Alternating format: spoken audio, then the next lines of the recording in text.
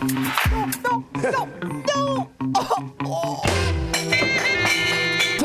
dans l'avenir de le futur de demain.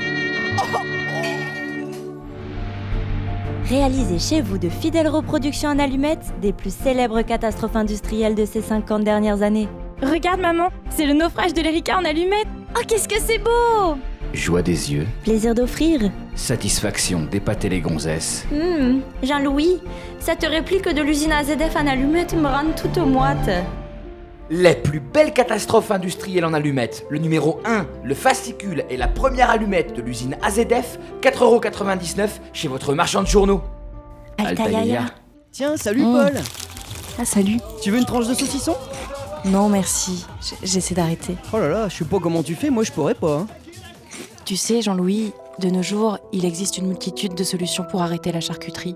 Comme les rondelles de salami en patch, le chewing-gum au pâté ou les suppolata. En tout cas, il y a forcément une réponse à tes besoins.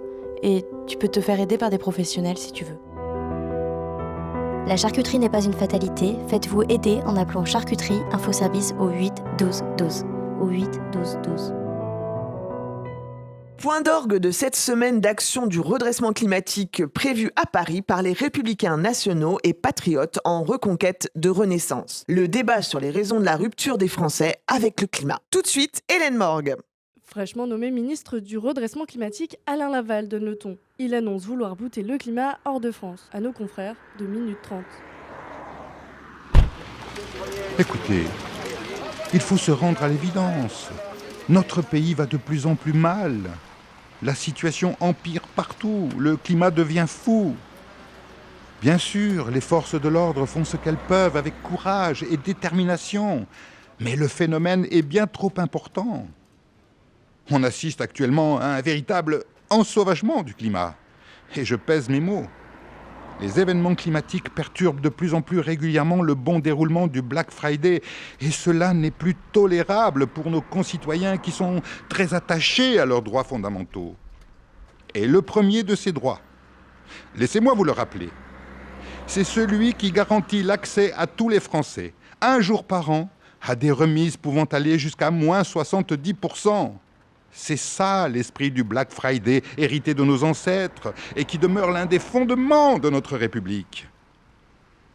Si le climat ne respecte pas nos valeurs républicaines, ni nos coutumes ancestrales, alors il faut expulser le climat et le renvoyer d'où il vient. On est chez nous. Et on ne va pas se faire grand remplacer par le climat quand même. Je me mets à la place des Français. Et je comprends leur exaspération. Il y a trop de climat en France. Il y a trop de climat en France. La formule fait mouche. Le 4 septembre, il recommence cette fois par l'intermédiaire de la sous-secrétaire du ministère du Climat intérieur, Marion Pimpon. Mais enfin, c'est vraiment insupportable. Je vous l'ai déjà exprimé sur le sujet avant-hier. Bon, je vais vous le répéter, puisque ça n'a pas l'air d'imprimer que vous n'avez pas l'air de comprendre. Alors, ce que je dis, c'est il y a de plus en plus d'éco-terroristes dans notre pays. Il n'y a rien de compliqué dans cette phrase. Enfin, j'en veux pour preuve, tout de même. Ces manifestations-là, de plus en plus fréquentes, hein, vous l'avez vu, et d'une violence que les policiers eux-mêmes qualifient d'inédite. Et enfin, écoutez tout de même, ce n'est pas moi qui l'invente. Le préfet de police, là, de Paris, Didier Schleux, eh bien, il l'a lui-même déclaré à la presse avant-hier. Alors, je le recite, « Je n'ai jamais vu autant de violence de la part de personnes menottées et à genoux. » Bon, c'est clair tout de même. Et inutile de vérifier ses propos, hein, vous pouvez lui faire confiance. Et cette violence extrême de ces militants radicalisés en plus nécessite souvent l'intervention de nos forces de l'ordre qui se voient, elles, eh bien quoi, prises en otage, oui, par ces individus et alors forcées d'avoir recours à un usage disproportionné de la force. Tout de même, qu'est-ce qu'ils peuvent faire d'autre, hein, ne serait-ce que pour se remonter le moral, comprenez-les, et faire bonne figure en fin de compte. Voilà. Bon, fort heureusement, Dieu merci, cette fois encore, force est restée au plus fort. Puis c'est au tour de Catherine Pétain de surenchérir en attaquant de front les écologistes lors de la grande messe des chasseurs à la glu du Limousin.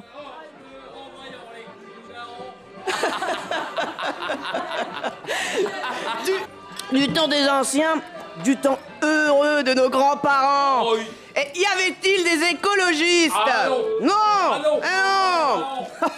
Eh non. Y avait-il pour autant des problèmes de climat? Non, bien sûr que non. Ah non.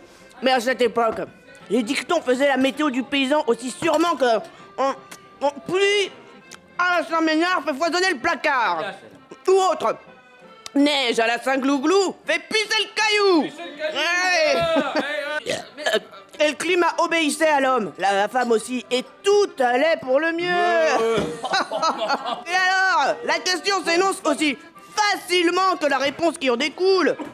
Les écologistes ne seraient-ils pas à l'origine du dérèglement climatique? Eh bien là encore, il faut faire preuve du bon sens le plus élémentaire pour l'affirmer dans l'ombre d'un doute.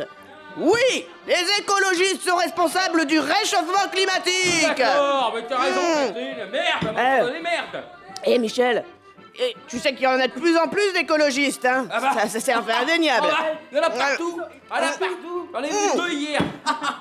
Et autre fait indéniable, la planète va de plus en plus mal. Non, n'importe quelle personne qui ne serait pas aveuglée par des convictions gauchissantes, ces dogmes socialo-communistes d'un autre temps.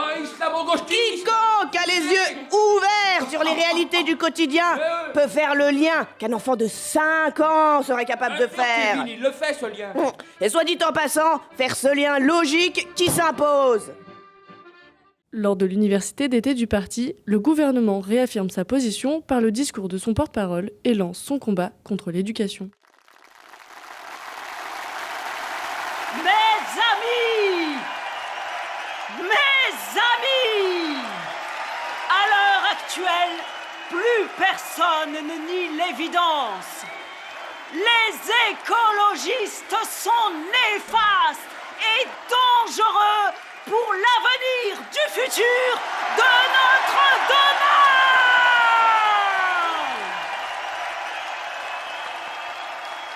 Un enfant de 5 ans serait capable d'arriver à cette conclusion. C'est la logique même. Mais ne soyons pas naïfs. Même la logique, même la science et ses implacables conclusions ne pourront ébranler les convictions de nos opposants. Aveuglés qu'ils sont tous par ces années de lavage de cerveau mis en place par une éducation nationale que nous savons noyautée depuis bien longtemps par l'extrême gauche anti-républicaine.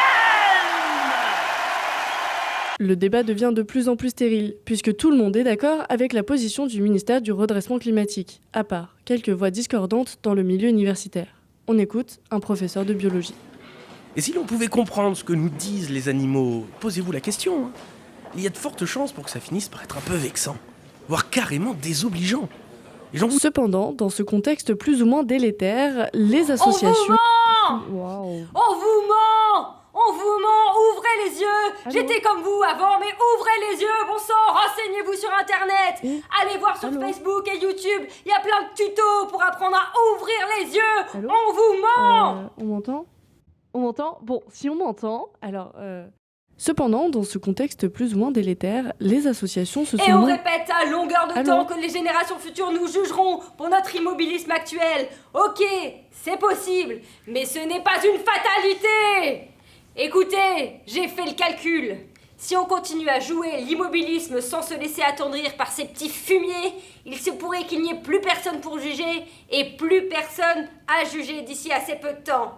Et qui c'est qui sera bien niqué ?